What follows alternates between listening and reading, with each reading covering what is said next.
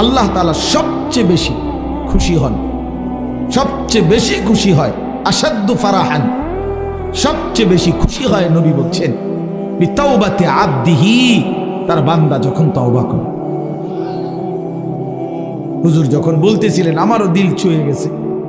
হ্যাঁ ঠিকই, 2024 সালের একটা বছর আমারও তো হায়াত থেকে চলে গেছে। এই এক বছরে আমি কত শত শত মাহফিলে এই তারিখ বলছি 2024। আমার মনে হয় আল্লাহর ইচ্ছায় এই আজকের এই বিদ্যাকূট মাহফিলেই আমি শেষবারের মতো বললাম 31শে ডিসেম্বর 2024। আজকেই শেষ বললাম, কারণ একটু পরেই 12টার কাঁটা বাজলেই নতুন বছর শুরু হয়ে যাবে। আগামীকাল থেকে 2025 বলতে হবে পৃথিবীবাসী।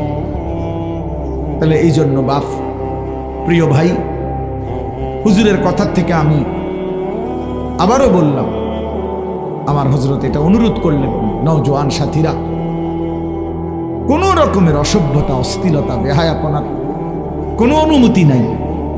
কোরআন শরীফে আছে, আল্লাহ তাআলা বলেন ইন্না ইদ্দাতাশ শুহুরি ইনদাল্লাহি 12 শাহরান ফি কিতাবিল্লাহি ইয়াওমা খালাকাস সামাওয়াতি ওয়াল আরদ মিনহা আরবাআতুন হুরুম যালিকাদ দীনুল কাইয়্যিম ফালা তাযলিমু ফীহিন্না আনফুসাকুম। আল্লাহ তাআলা বলে, বান্দা শুনো, একেবারে আমি আল্লাহ আমার তাকদীরে আসমান জমিন সৃষ্টির 50,000 বছর আগে আমি যেই তাকদীর লেখাইছি, সেই তাকদীরের মধ্যে আমি আল্লাহ ফয়সালা লিখে দিয়েছি যে এই পৃথিবীতে আসমান জমিন সৃষ্টির সূচনা থেকেই পৃথিবীতে 12 মাসেই হবে পৃথিবীর এই সময়ের হিসাব। এই 12 মাস এটা আমি আল্লাহ নির্ধারণ করেছি। 12 শাহরান আল্লাহর দেওয়া। আল্লাহ এটা বোঝা উচিত আমাদের যে 12 মাস এটা আইলো কোত্থেকে, 12 মাসে এক বছর এটা হলো কিভাবে? আল্লাহ তাআলা বলেন এটা আমি আল্লাহ ফয়সালা দিছি। কে ফয়সালা করছেন? কোন দিন থেকে? আসমান জমিন সৃষ্টির শুরু থেকেই চালু রাখছেন, আর সিদ্ধান্ত করে দিছেন তারও আগে তাকদীরের মধ্যে। এই জন্য 12 মাসে এক বছর এটা জাতিসংঘের ফয়সালা না, এটা দুনিয়ার কারো ফয়সালা না, এটা আল্লাহ তাআলার ফয়সালা। আবার আল্লাহ নিজেই বলেন যালিকাদ দীনুল কাইয়্যিম, এটা অকাট্য বিধান। এটা পৃথিবীতে ইসরাফিলের ফু পর্যন্ত কেউ নাড়াইতে পারবে না, কেউ না, 1 সেকেন্ড কেউ নাড়াইতে পারে না। ইউকাল্লিবুল্লাহুল লাইলা ওয়ান নাহার, আল্লাহ তাআলা বলেন রাত্র দিন আমি আল্লাহ পরিবর্তন করে থাকি। তাহলে ঘন্টা বদলায় আল্লাহ, মিনিট বদলায় আল্লাহ, সেকেন্ড বদলায় আল্লাহ। ওয়াহুয়াল্লাযী জাআলাল লাইলা ওয়ান নাহারা খিলফাতান, আল্লাহ বলেন আল্লাহই রাত এবং দিন বানান পর্যায়ক্রমে, একবার রাত একবার দিন, একবার রাত একবার দিন। আল্লাহ বলে এটা আমি করে থাকি।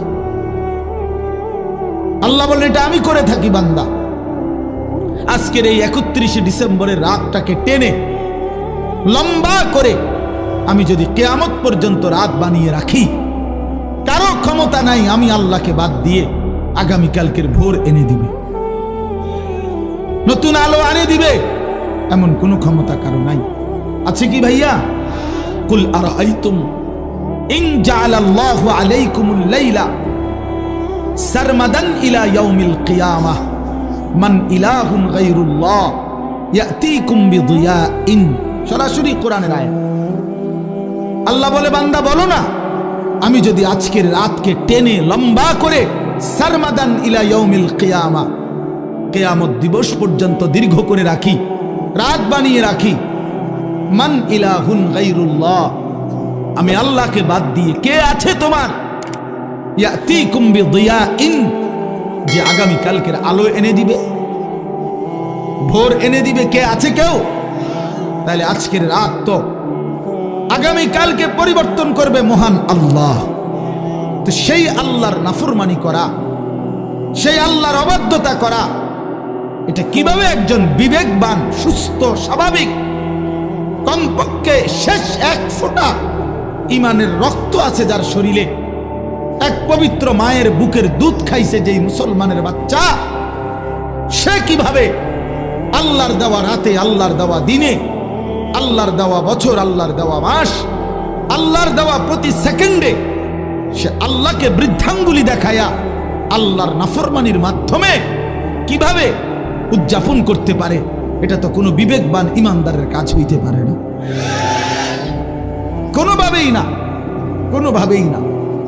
এই জন্য 31st নাইট হুজুর যেটা বললেন এটা স্পষ্ট কথা বাপ, এটা আমাদেরও কথা। নওজোয়ান, তুমি প্রতারিত হইও না, মুসলমানের সন্তান তুমি ধোকা খাইও না। 31st নাইট এই বেঈমানরা শুরু করছে, এই কাফেররা শুরু করছে। আল্লাহর কসম, তাদের তুমি নেটে প্রয়োজনে সার্চ দিয়ে দেখো। এই 31st নাইটের মূল বক্তব্য হলো খ্রিস্টানদের কাছে দুই মুখী একটা মূর্তি আছে, যে এই মূর্তির দুইটা মুখ, সামনে একটা মুখ, পিছনেরটাও একটা মুখ, এই দুই মুখী দ্বিমুখী একটা মূর্তি। 31শে ডিসেম্বরের শেষ মিনিটে তারা ওই পিছনের মূর্তির মুখের পিছন দিকে দাঁড়াইয়া বলে, হে মহান দেবতা, বিগত 1 বছরের অপরাধ আমরা অনুতপ্ত মার্জনা করো। আর ঘুরে আইসা আবার পরের মিনিটে, নতুন বছরের প্রথম মিনিটে এই সামনের মুখের কাছে আইসা বলে, আগামী 1 বছর হে মহান দেবতা ভালোভাবে রাখো। এই আল্লাহর কসম, এইটা এই দুইমুখী একটি দেবতার কাছে প্রার্থনা করা, এইটাই হলো 31st নাইট। এইটা এরপরে এইটার মধ্যে অসভ্যতার বাকি রং দিছে। এই গান, বাদ্য, নাচ, গান, জিনা, ব্যভিচার, হোটেল, রেস্তোরাঁ, মদের বার, নারী পুরুষের অবাধ মেলামেশা, উলঙ্গপনা, অসভ্যপনা, এগুলো কোনো কুকুর বিড়াল করতে পারে, কোনো জানোয়ার করতে পারে, কোনো ইমানদারের সন্তান করতে পারে না, কোনো মুসলমানের বাচ্চা এটা করতে পারে না, কোনো ইমানদারের সন্তান এটা করতে পারে না। এ তো বেঈমানের আখলাক, এ তো দুশ্চরিত্র, লম্পট। জিনাখোর কখনো পবিত্র হয় না। হারাম সম্পর্ক, বিবাহ বহির্ভূত ছেলে মেয়ের অবৈধ যেই কোন রকমের সম্পর্ক, এটা তো জিনা, এটা তো ব্যভিচার, ব্যভিচার, ব্যভিচার, ব্যভিচার। এটা অতএব ব্যভিচারিত, ধিক্কৃত, ব্যভিচারিত, ধিক্কৃত কোন জিনাখার, কোন ব্যভিচারী, কোন লম্পট, কোন চরিত্রহীন, সে তো সভ্য, ভদ্র, শিক্ষিত, চরিত্রবান কোনো হতেই পারে না। এই জন্য 31st নাইট যারা উৎপাদন করে, উৎপাদনের নাম করে, উদযাপনের নাম করে নাচে, গায়, ফুর্তি করে, এরা অসভ্য, এরা অসভ্য, এরা অসভ্য, এরা চরিত্রহীন, এরা লম্পট, এরা লম্পট, এরা লম্পট ছাড়া কিচ্ছু না।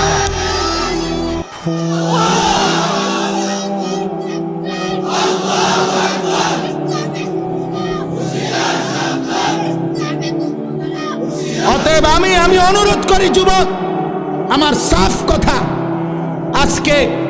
আজকে এই বিদ্যাকুটের 10 দিন ব্যাপী ঐতিহাসিক এই তাফসিরুল কোরআন মাহফিল থেকে আমার সমস্ত বুড়া বাপ যারা আছেন, আপনারা বসা থাকবেন, আপনারা বসেন। ওলামায়ে কেরাম যারা বসা আছেন আপনারাও বসা থাকেন। কিন্তু কিশোর, তরুণ, নওজোয়ান, তোমরা যারা এখানে আছো, তোমরা সব দাঁড়ায়া এই বয়স্ক এবং ওলামাদের সামনে ওয়াদা দাও যে 31st নাইটে আমরা থুতো মারি, থুতো মারি, থুতো মারি, থুতো মারি। দাঁড়াও যুবক, দাঁড়াও নওজোয়ান, দাঁড়াও জওয়ান, দাঁড়াও ইমানদার।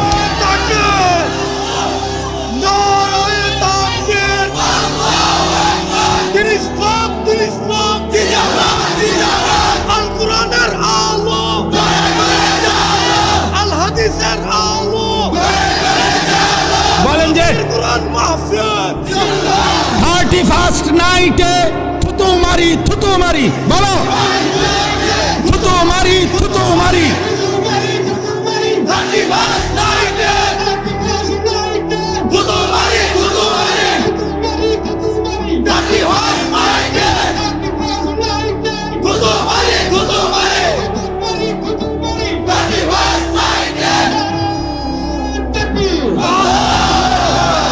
মাশাআল্লাহ, বসো নওজোয়ান, বসো।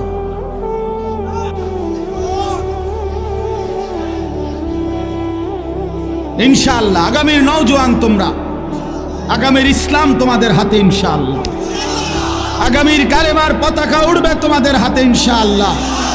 2024 সালের বিদায় নিচ্ছে, 2 উইকেট পড়ছে 2024 সালে ইনশাআল্লাহ। আমার ব্যক্তিগত কথা হলো, অনেকে অনেকভাবে 2024 সালকে মূল্যায়ন করছে। আমার ব্যক্তিগত মূল্যায়ন হলো 2024 সাল উইকেট পড়ার বছর।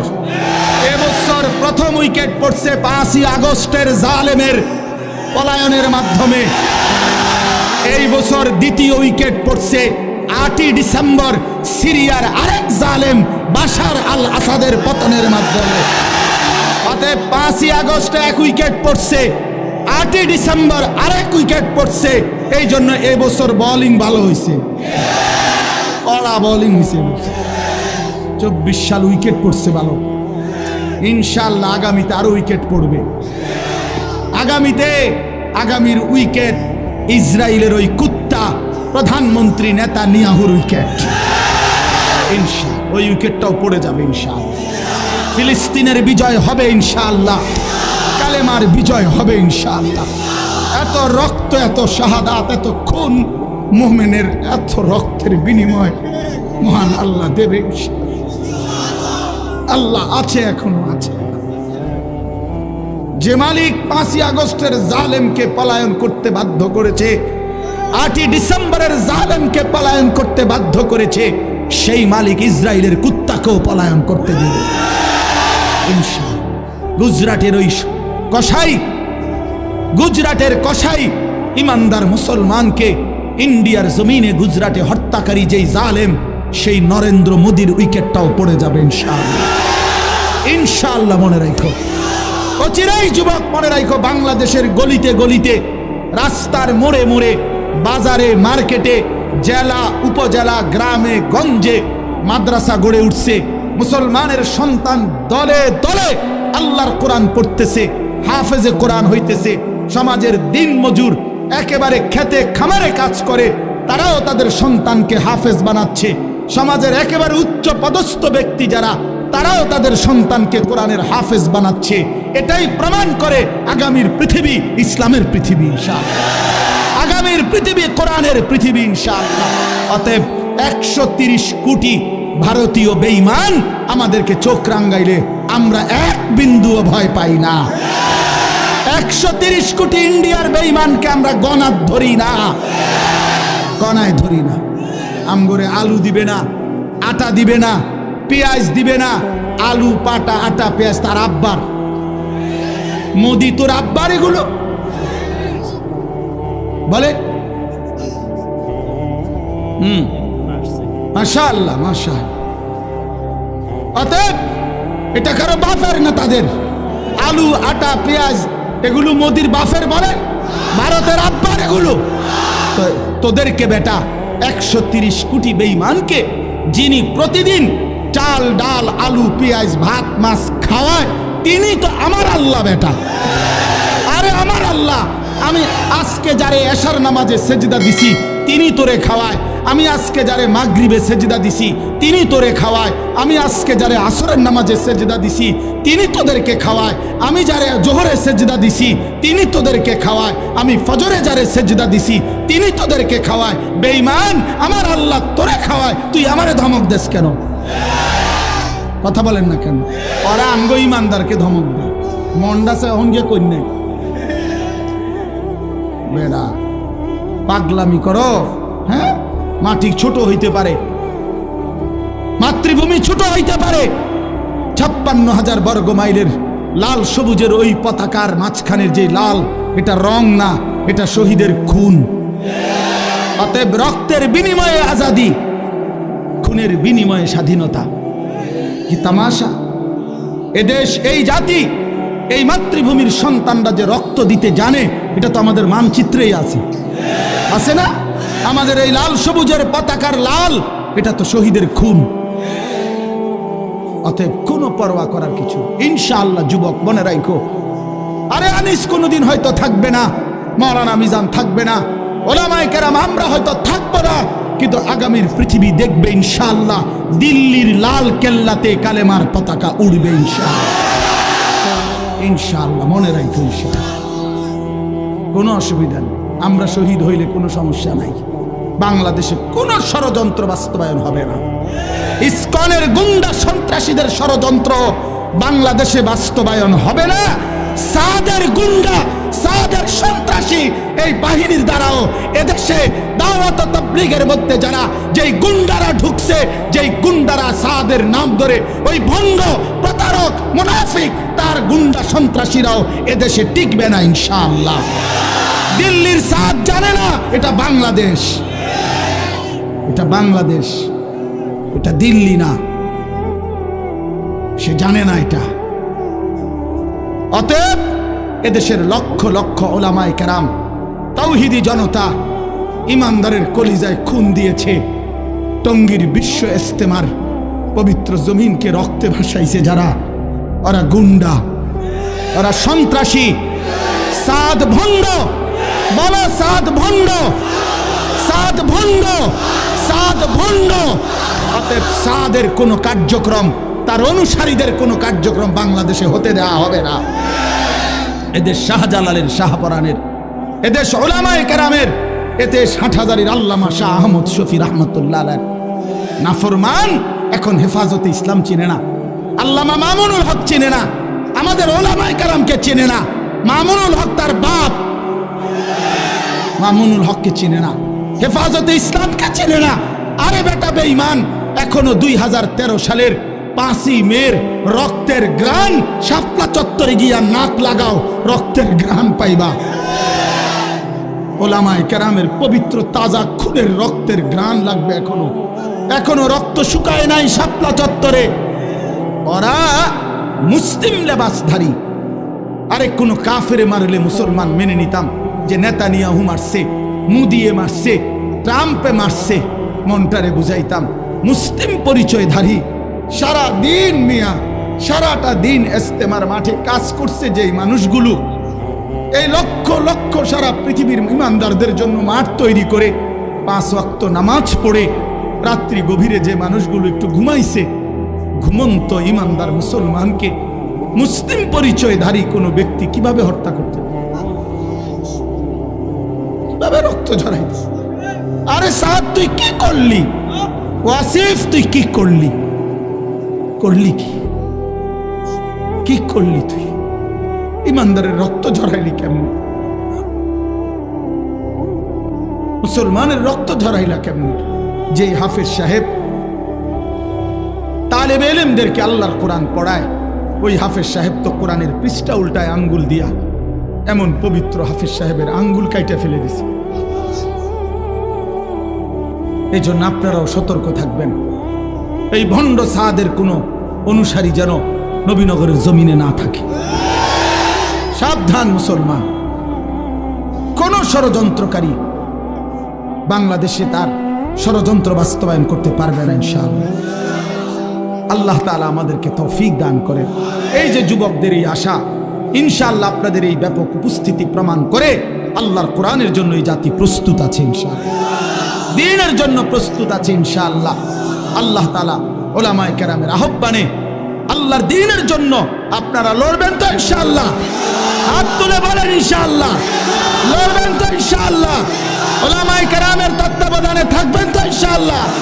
আল্লাহ তৌফিক দান করেন, আল্লাহ কবুল করেন। দাওয়াতের কাজ উলামায়ে কেরামের তত্ত্বাবধানে চলবে, তাবলীগের কাজ, তালিমের কাজ, তাজকিয়ার কাজ, জিহাদের কাজ, ইসলামের কাজ, দ্বীনের কাজ উলামায়ে কেরামকে বাদ দিয়ে করা যাবে না। করলে হুঁচট খাবেন, করলে পিছলা খাবেন, করলে ক্ষতিগ্রস্ত হবেন, করলে দুশ্মনের খপ্পরে পড়ে আখিরাত বরবাদ করবেন। যেন অনুরোধ করলাম, অনুরোধ করলাম আল্লাহ তাআলা আমাদেরকে সচ্চা ঈমান দান করেন, আমাদেরকে ঈমানের মজবুতি দান করেন। ভাই বললেন মাশাআল্লাহ, আমার হুজুর বলছেন এতক্ষণ তওবার কথা, ফিরে আসার কথা। তো এক যুবক, এক ভাই যোগাযোগ করছে, সে তার জিন্দেগি পাল্টাইতে চায়। আমি তো হুজুর আলহামদুলিল্লাহ প্রতিনিয়ত অসংখ্য যুবকের চিঠি আমার কাছে আসে, চিঠি দেয়, কাগজে লিখে, মোবাইলে মেসেজ পাঠায়, আমার ঘনিষ্ঠ সাথীদের কাছে জানায়। আলহামদুলিল্লাহ প্রতিদিন বিশ্বাস করেন বাংলাদেশের যুবক ছেলেরা আল্লাহর দিকে ফিরতেছে, গুনাহ ছেড়ে দিচ্ছে ইনশাআল্লাহ। গুনায় মজা নাই, নারীর ছবি দেখতে দেখতে আর সুখ নাই, উলঙ্গ দৃশ্য দেখতে দেখতে আর সুখ নাই। অসংখ্য যুবকের চেহারা, সুরত, শরীর, যৌবন, শারীরিক ক্ষমতা, যৌবনের ক্ষমতা সব নষ্ট করে ফেলছে, সব চরিত্রহীন হইয়া বরবাদ করে দিছে। আজ দুদু অন্ধকার ছাড়া, মরিচিকা ছাড়া আর কিছুই দেখে না। এজন্য যুবক ছেলে তোমাদেরকে বলি, ভাই নষ্ট হইও না, নষ্ট হইও না। 7 জন যুবক হিম্মত করে দাঁড়াইছিল, আসহাবে কাহাফের 7 জন যুবক। আল্লাহ তাআলা তাদের ঈমান, পুরা দেশ কাফের, আর এই 7টা যুবক প্রথম ঈমানদার হয়ে দাঁড়াইছিল। আল্লাহ বলছে তোমরা ঘুম যাও, তোমাদের ঈমানে আমি আল্লাহ খুশি হলাম, তোমাদের পক্ষ হয়ে পুরা জাতির সংশোধনের কাজ আমি আল্লাহ করে দিচ্ছি, তোমরা ঘুম যাও। 309 বছর পরে আল্লাহ এই 7 যুবককে ঘুম থেকে উঠাইয়া আল্লাহ বলছে এবার এলাকায় গিয়া হাঁটো, ঘুরো, যাও, দেখে আসো, দেখবা বাদশাও ইমানদার, জনগণও ইমানদার। কি ঘটনা! আসহাবে কাহাফ 7 যুবক। হুজুর আমি এইবার প্রতি বছর আমি সন্দ্বীপ যাই মাহফিলে, চট্টগ্রাম সন্দ্বীপ উপজেলায়।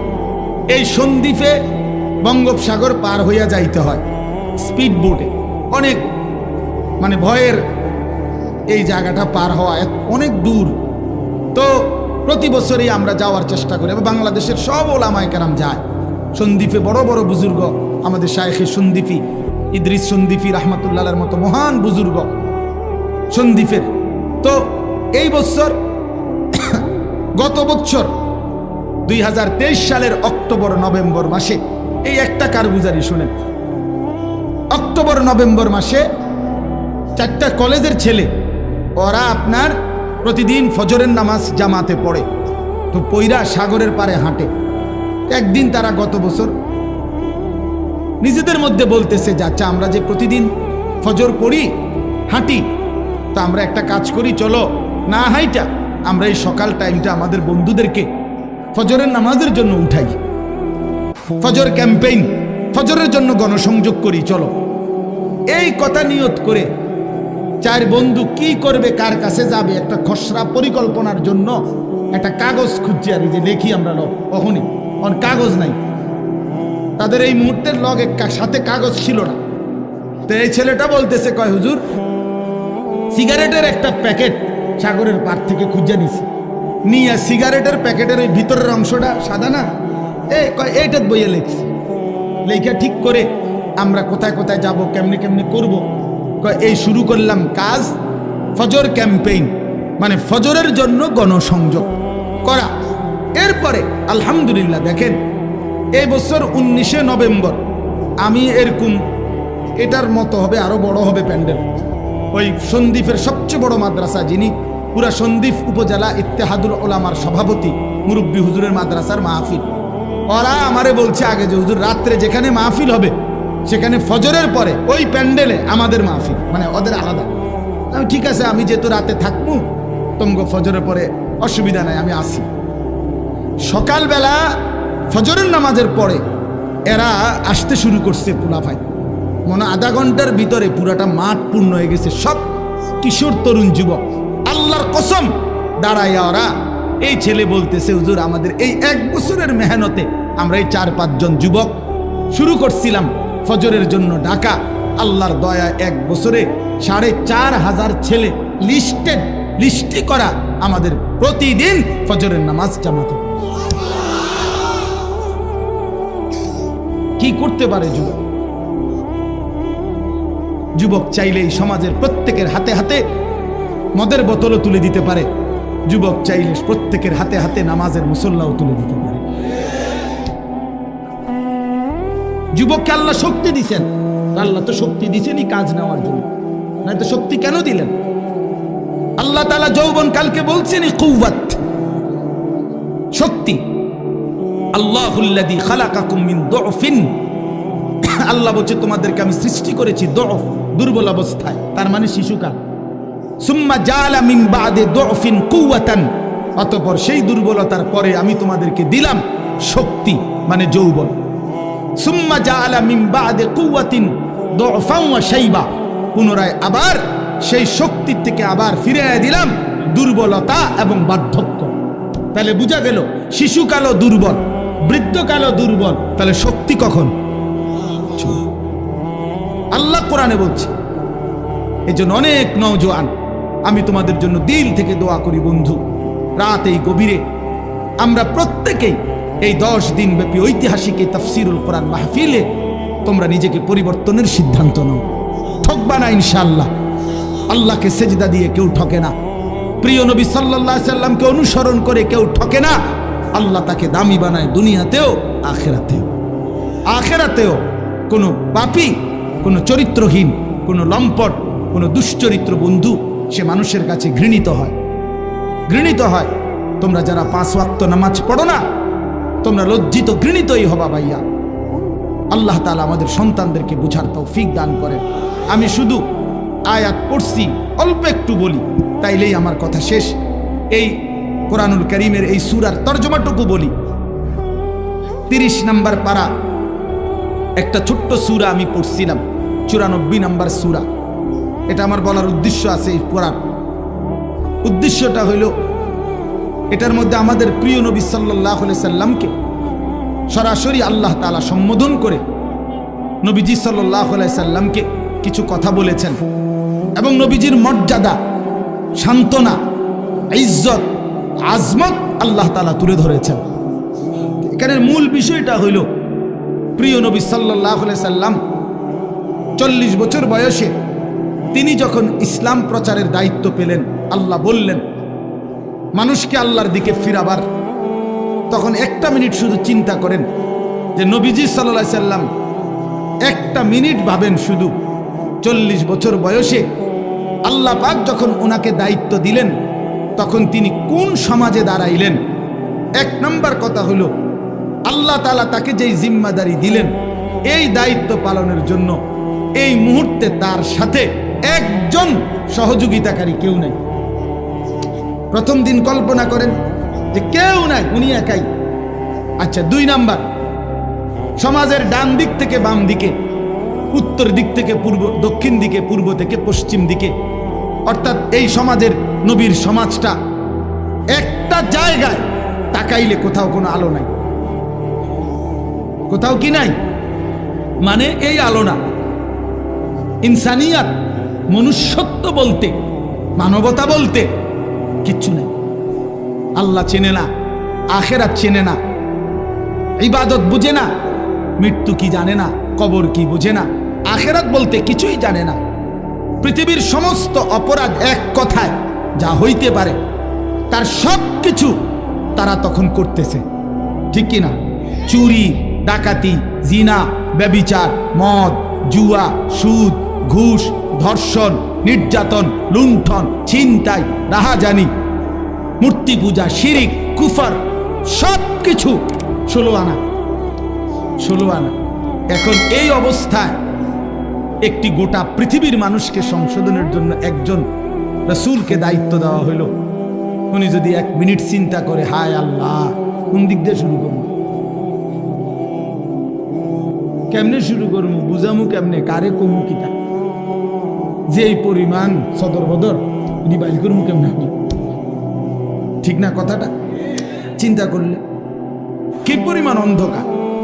আমরা ইতিহাসের বইতে বলছি যে 3W ছিল আরবের মানুষদের নিত্যদিনের অভ্যাস। 3টা W, ইংরেজি W আর কি, একটা অক্ষর আছে না ইংরেজিতে, একটা হলো ওয়ার মানে যুদ্ধ, মারামারি, 2 ওমেন নারী, 3 ওয়াইন মানে মদ। যুদ্ধ, নারী, মদ, এই 3 জিনিস ছিল তাদের নিত্যদিনের কাজ। মারামারি, হানাহানি, মদের আড্ডা, জুয়ার আড্ডা, নারীর আড্ডা, এই ছিল জীবন।